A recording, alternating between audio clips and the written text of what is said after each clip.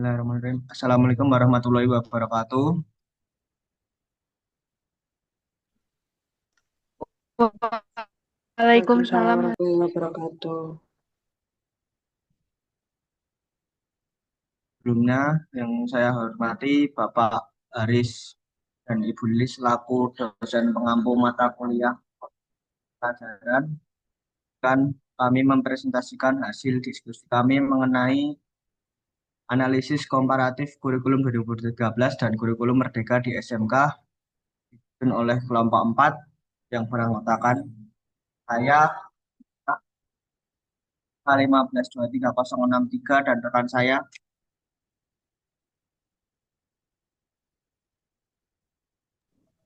Ya, Alvin Rosita Lintas 15005.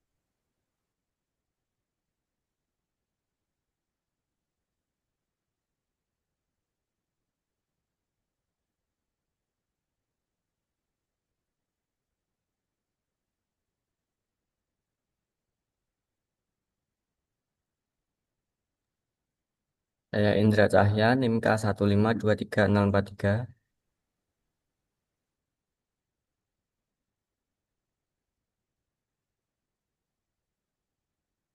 Saya Yumna Pahena Ajija dengan NIM K1523077. Untuk yang pertama yaitu ada pendahuluan. SMK berperan penting dalam menyiapkan lingkungan yang bisa kerja maupun melakukan studi. Perubahan kurikulum dari K13 ke kurikulum Merdeka membawa dampak ya pada struktur pembelajaran, capaian lulusan, dan strategi.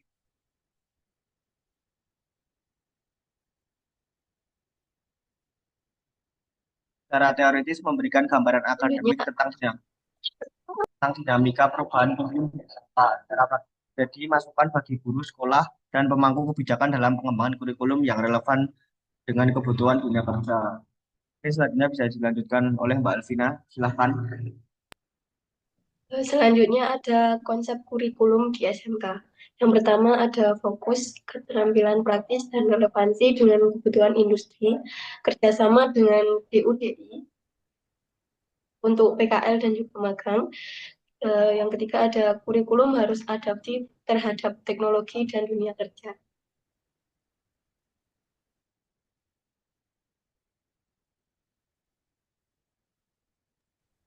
Next. Kurikulum 2013 K13 merupakan kurikulum berbasis kompetensi yang mengintegrasikan aspek pengetahuan, keterampilan, sikap, dan perilaku melalui pendekatan saintifik. Pembelajaran dalam K13 menekankan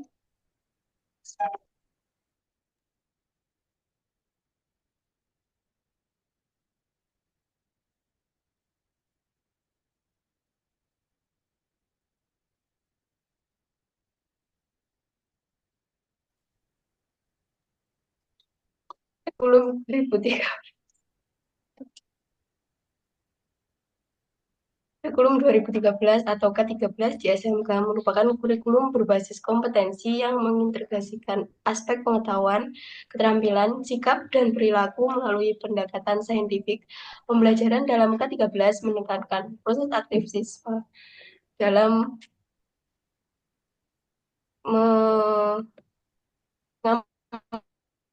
mengamati, menanya, mencoba, menalar, dan mengomunikasikan.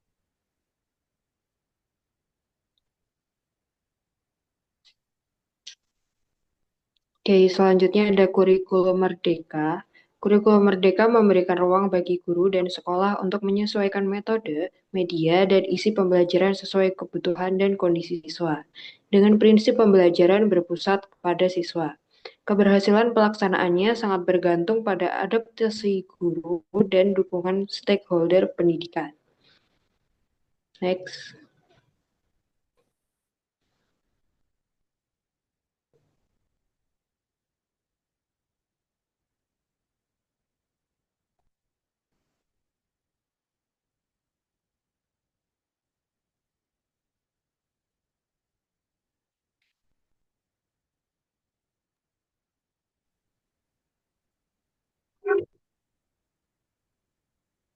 Next. Next. Wait. Sinyalnya telah sebentar. Maaf, kontak nih.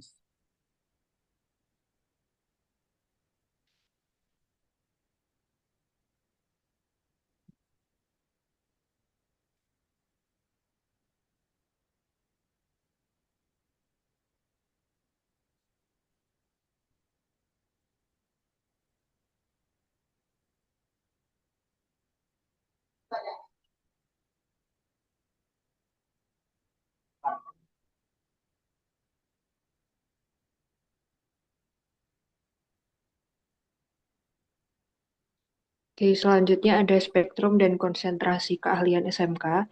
Spektrum keahlian SMK merujuk pada daftar bidang program keahlian yang tersedia dan menyesuaikan kebutuhan dunia kerja dan industri. Spektrum ini menjadi acuan penyusunan struktur kurikulum serta pembukaan dan penyelenggaraan bidang dan program keahlian di SMK.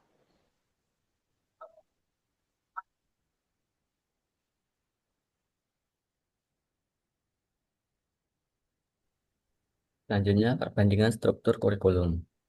Struktur kurikulum di 2013 cenderung kaku dan sentralistik dengan fokus pada kompetensi inti dan kompetensi dasar yang dirumuskan secara rinci. Kurikulum Merdeka lebih fleksibel dan adaptif. Struktur kurikulumnya membuka ruang untuk pembelajaran berdiferensiasi dan berbasis proyek yang berorientasi pada profil pelajar Pancasila. Untuk kelebihan kurikulum Merdeka yaitu pembelajaran yang berpusat pada siswa. Kurikulum ini lebih fleksibel, adaptif, memungkinkan siswa untuk memilih mata pelajaran sesuai minat, bakat, dan aspirasi mereka. Yang kedua ada penguat karakter, adanya proyek penguatan profil pelajar Pancasila atau P5. Yang ketiga ada fokus pada materi esensial. Kurikulum ini lebih sederhana dan mendalam, sehingga siswa memiliki lebih banyak waktu untuk menguasai konsep penting tanpa terburu-buru. Yang terakhir ada peningkatan kualitas guru. Kurikulum ini mendorong guru untuk berinovasi dan menjadi fasilitator, serta memotivasi mereka untuk mengikuti pelatihan berkelanjutan.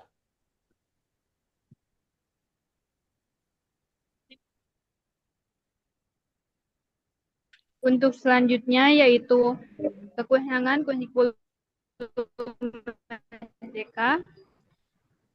Yang ke satu itu kesiapan guru dan sekolah yang belum merata. Tidak semua guru dan sekolah memiliki pemahaman dan kesiapan yang memadai untuk mengimplementasikan kurikulum ini, baik dari segi kompetensi maupun mentalitas. Yang kedua itu keterbatasan sarana dan prasarana. Banyak sekolah belum memiliki fasilitas dan peralatan yang memadai untuk mendukung pembelajaran berbasis proyek. Yang ketiga, beban administrasi. Penerapan kurikulum ini dapat menambah beban administrasi bagi guru dalam membuat perencanaan dan penilaian yang lebih bervariasi. Yang ketiga, kurangnya standarisasi. Fleksibilitas yang tinggi dapat menyebabkan ketimpangan kualitas pendidikan antar sekolah atau daerah karena interpretasi kurikulum yang berbeda-beda. Next.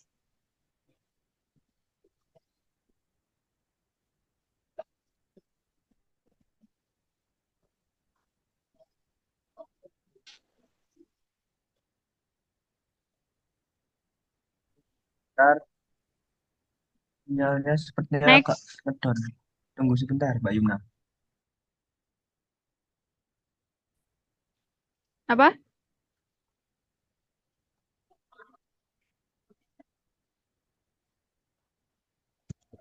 Bentar, ini sinyalnya kayaknya lagi ngedon. Sudah saya next tapi belum ke slide berikutnya. Bentar.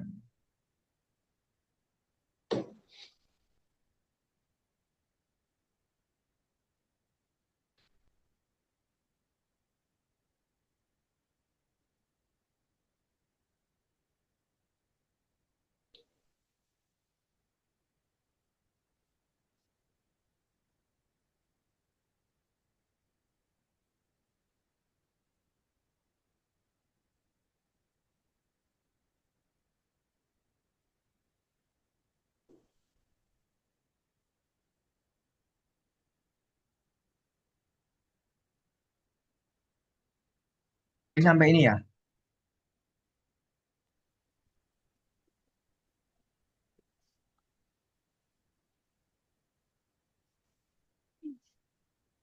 Dina tadi sampai Nah, kelebihan kurikulum untuk ke-13. ya itu. Ya, ini selanjutnya yaitu kelebihan kurikulum 2013. Yang ke-1, fokus pada kompetensi dan karakter K13 berupa mengintegrasikan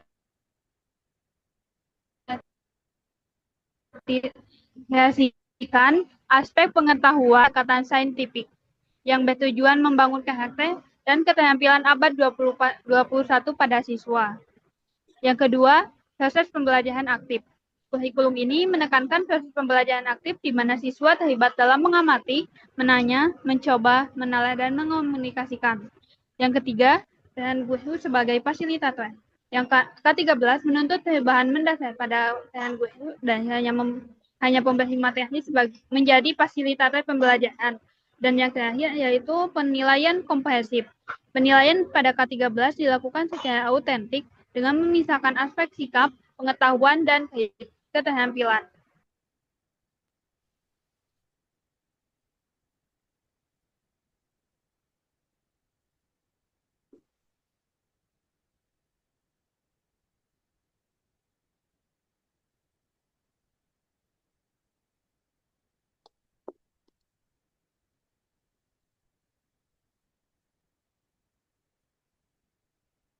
Selanjutnya, kekurangan kurikulum 2013. Untuk yang pertama yaitu struktur kurikulum yang kaku. Kurikulum 2013 cenderung kaku dan sentralistik, dengan fokus pada kompetensi inti atau KI dan kompetensi dasar atau yang dirumuskan secara rinci. Buat tantangan implementasi. Implementasi K13 termasuk kesiapan sekolah, ketersediaan sarana prasarana, dan serta pemahaman guru yang belum merata. Ada perubahan, yang terakhir perubahan peran guru. Kurikulum ini menuntut perubahan pada peran guru yang menjadi perhatian penting dalam pelaksanaan. Selanjutnya, ada KI dan KD versus ATP. Pada kurikulum 2013, kompetensi inti atau KI dan kompetensi dasar atau KD jadi tindakan utama dalam penyusunan pembelajaran dengan penekanan pada sikap spiritual, sikap sosial, pengetahuan dan keterampilan. Sedangkan pada kurikulum Merdeka menggunakan konsep alur tujuan pembelajaran atau ATP yang lebih rasional dan capaian pembelajaran yang mengintegrasikan pengetahuan, sikap, dan keterampilan secara holistik dan pada kebutuhan peserta didik. Selanjutnya,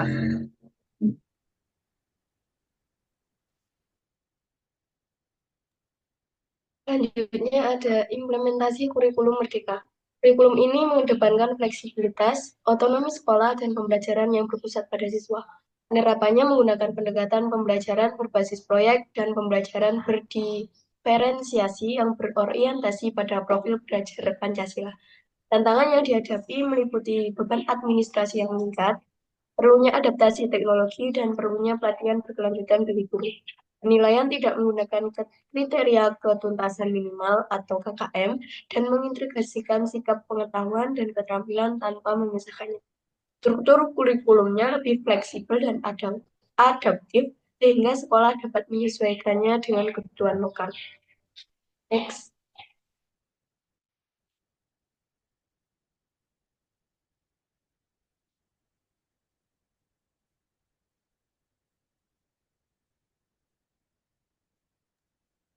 Selanjutnya, implementasi kurikulum 2013. Kurikulum ini mulai diterapkan secara menyeluruh sejak tahun 2018. Penerapannya berfokus pada pendekatan saintifik yang menuntut siswa untuk mengamati, menanya, mencoba, menalar, dan mengomunikasikan. Tantangan yang dihadapi dalam implementasinya adalah kesiapan sekolah, ketersediaan sarana, dan pemahaman guru yang berat. Penilaian dilakukan secara otentik dengan memisahkan aspek sikap, pengetahuan, dan cenderung kaku dan sentralistik dengan kurikulum yang berfokus pada kompetensi inti dan kompetensi dasar KD yang telah dirumuskan secara rinci. Selanjutnya, Oke, baik, selanjutnya ada tantangan implementasi.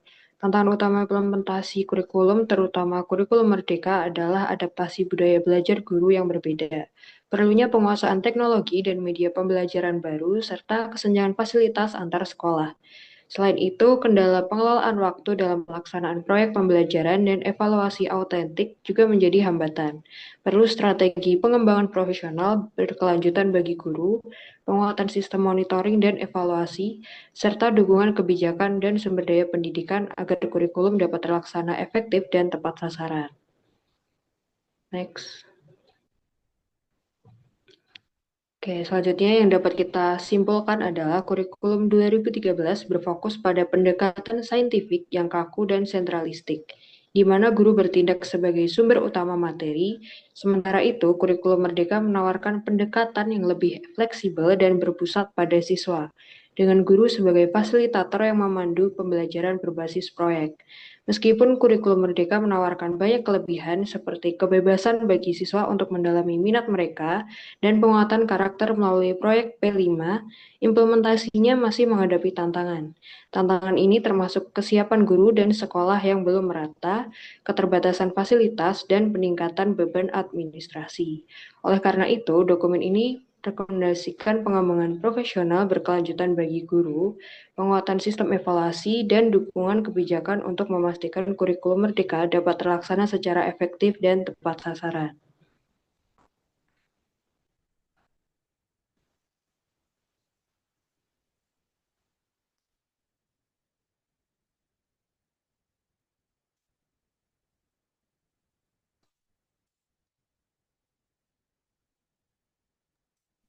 Berikut adalah daftar pustaka.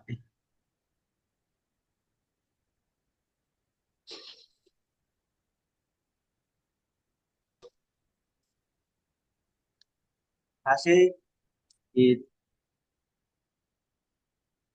teman yang sudah melihat video ini. Mungkin bila ada pertanyaan bisa disampaikan di kolom komentar. Bagi yang ingin melihat daftar pustaka, mungkin nanti ada referensinya yang akan kita tampilkan.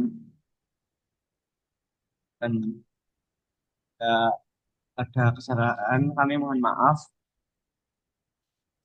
Satu.